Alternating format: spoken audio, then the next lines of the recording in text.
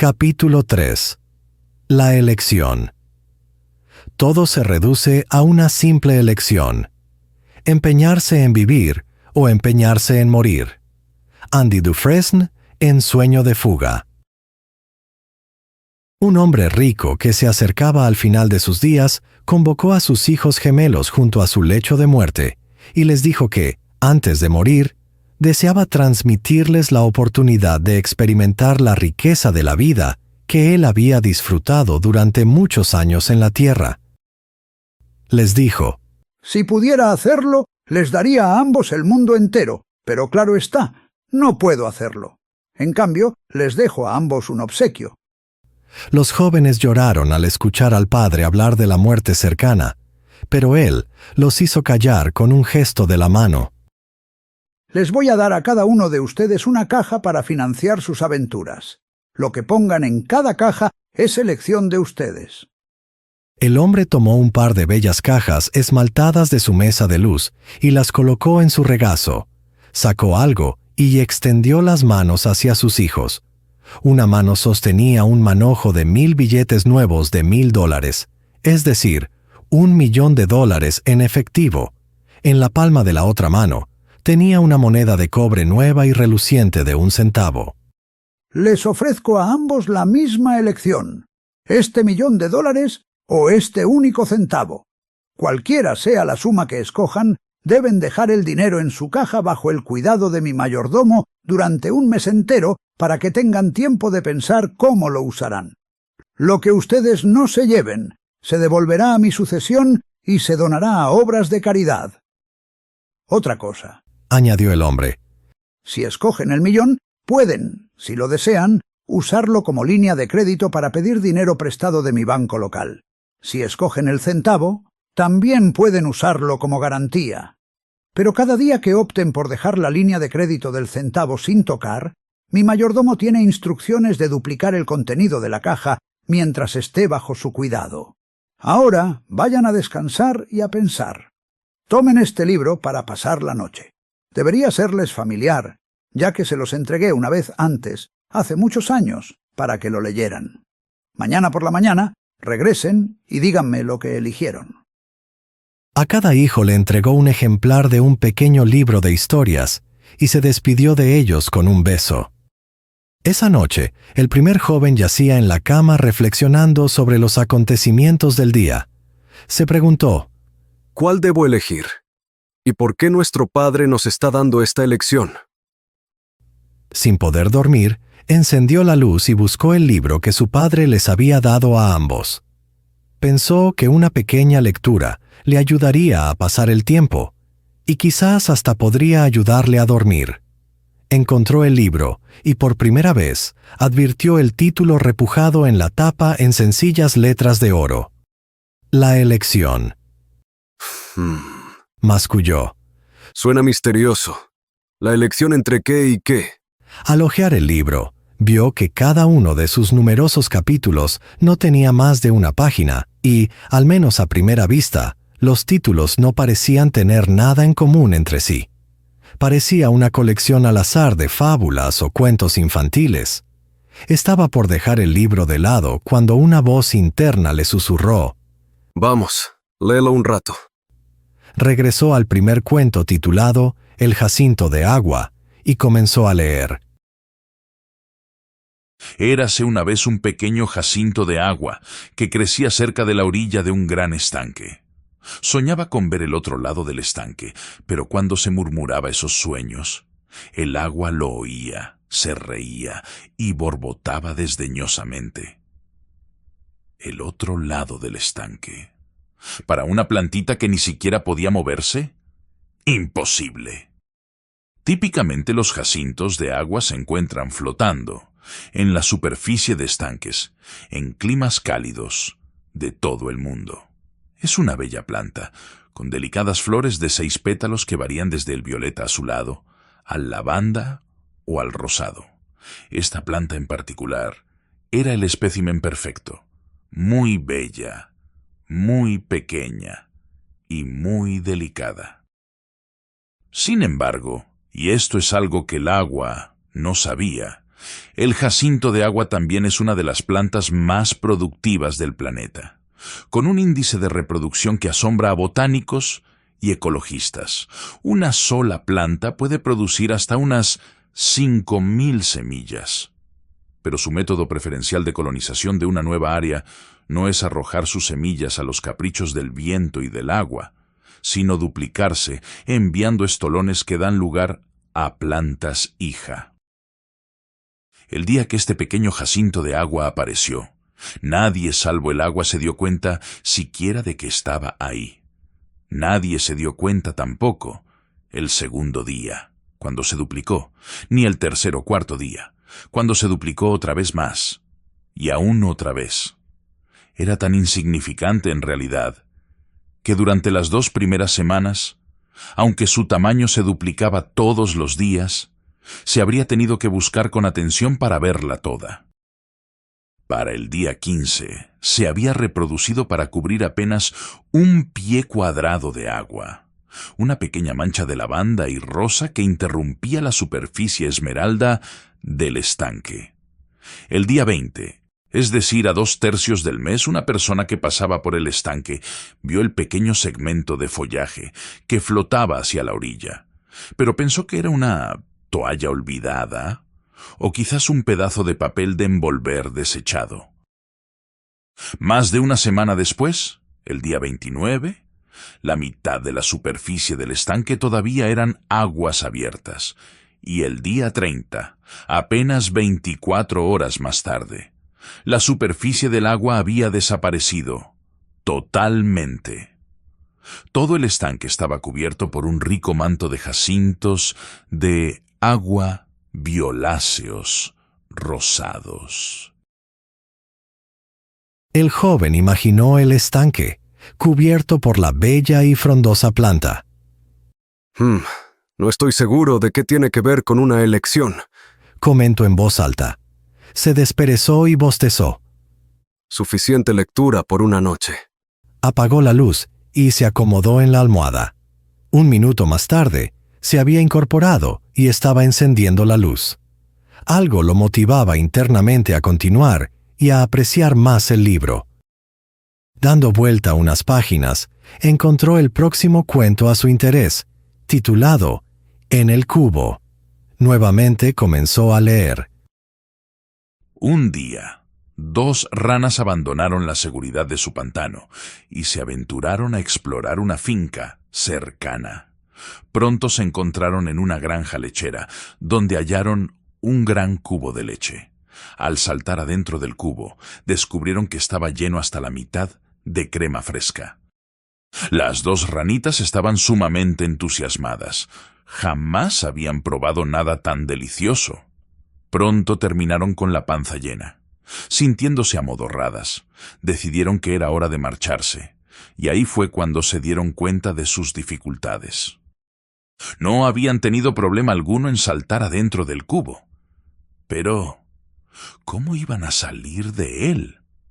El interior del cubo era demasiado resbaloso para trepar, y como no podían tocar el fondo y no había nada donde pudieran pisar para adquirir tracción, dar un enorme salto para escaparse no era una opción viable tampoco.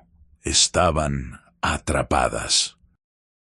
Desesperadas, comenzaron a agitarse buscando intensamente agarrarse con las patas de la curva resbalosa y esquiva de las paredes del cubo. Finalmente, una rana gritó. De nada sirve. Estamos condenadas a morir. No podemos darnos por vencidas, dijo la otra rana jadeando. Cuando éramos renacuajos, ¿nos imaginábamos siquiera que algún día saldríamos del agua y brincaríamos por la tierra? Sigue nadando, hermana, y pide por un milagro. Pero la primera rana miró a su compañera con tristeza. No hay milagros en la vida de las ranas. Dijo croando. Adiós. Y lentamente se hundió, hasta desaparecer. La otra rana se rehusó a darse por vencida.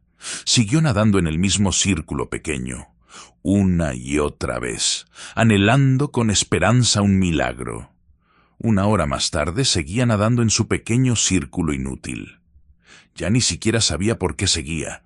Las palabras moribundas de su hermana asediaban sus pensamientos mientras la fatiga se apoderaba de sus pequeños músculos. ¿Tenía razón, mi hermana? Pensó con desesperación. ¿Es verdad que no hay milagros en la vida de las ranas? Por último, ya no tenía fuerzas para nadar más. Con un quejido de angustia, dejó de nadar y se rindió, lista para afrontar su destino. Para su sorpresa, a diferencia de su hermana, la segunda rana no se hundió. En efecto, se quedó donde estaba como si estuviera suspendida en el aire. Estiró una pata tímidamente y sintió que tocaba algo sólido. Dio un agitado suspiro. Se despidió silenciosamente de su pobre compañera difunta y a duras penas pudo treparse arriba de un gran trozo de mantequilla que acababa de batir. Saltó del cubo y se dirigió hacia su hogar, en el pantano. Esa noche, el joven soñó con ranas que nadaban en un manto de flores, flotando en un estanque de centavos. El otro hijo del hombre rico también pasó la noche en vela, pero jamás abrió el ejemplar del libro de cuentos que el padre le había dado.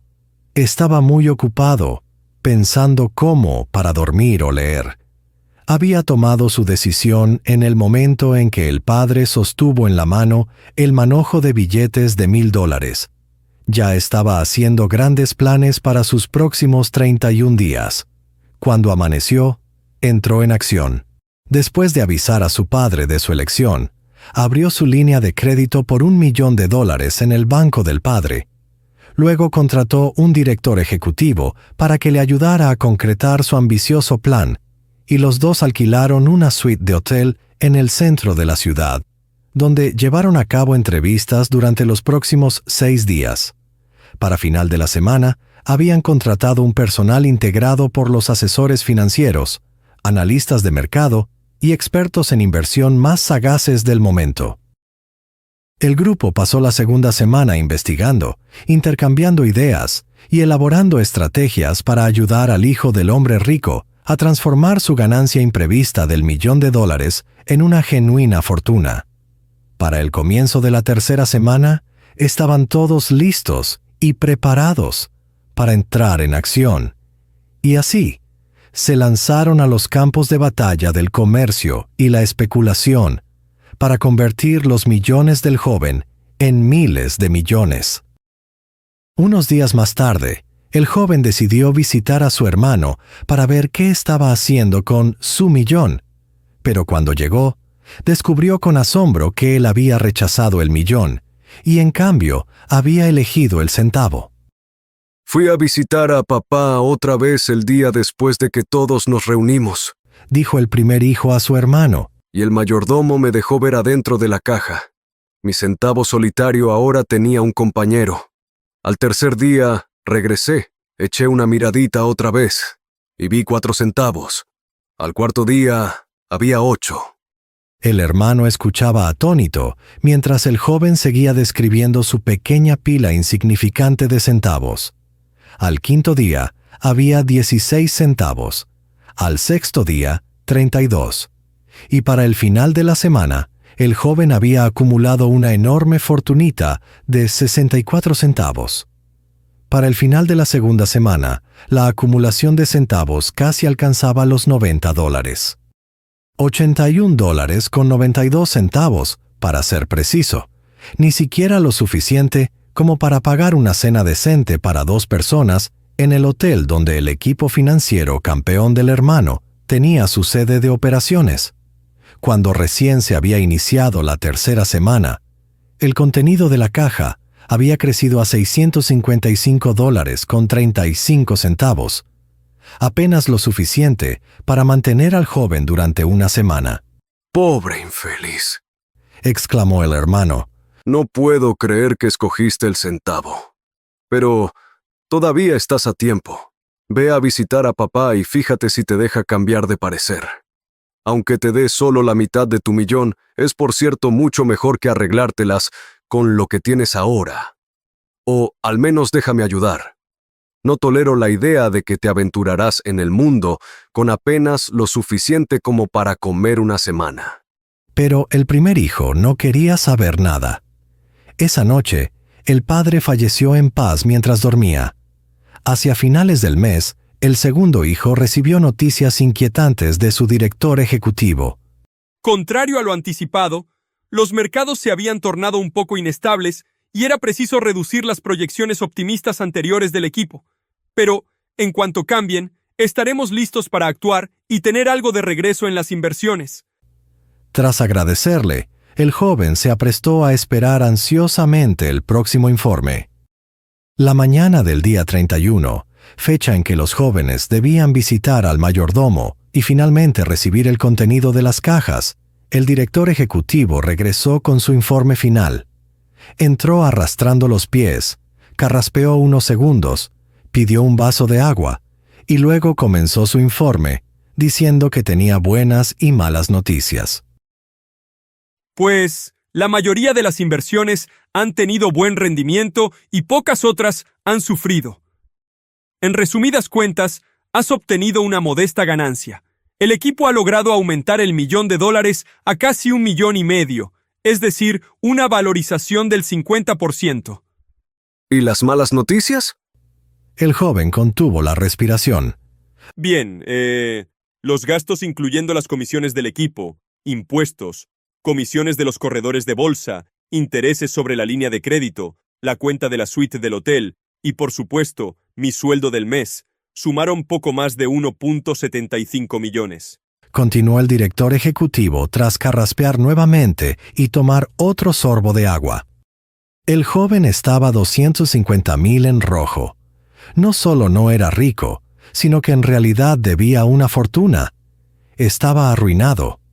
Presa del pánico, corrió a ver a su hermano y, en ese momento, recibió una sorpresa incluso más grande de la que se había llevado la primera vez que lo había ido a visitar.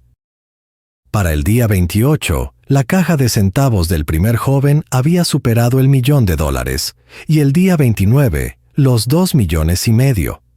Ayer, es decir, el día 30, había superado los 5 millones. Y hoy, cuando el mayordomo le encomendó la caja a su cuidado, había alcanzado la suma de $10,737,418.24. El joven que había elegido esperar el centavo había descubierto el poder extraordinario de lo que algunos llaman la octava maravilla del mundo, es decir, la extraordinaria fuerza creativa de los intereses compuestos. La mismísima fuerza que cubrió la superficie del estanque con jacintos de agua y que batió la crema de la rana hasta convertirla en mantequilla. El joven que eligió el millón estaba quebrado y profundamente endeudado. El joven que eligió el centavo tenía una fortuna de más de $10 millones.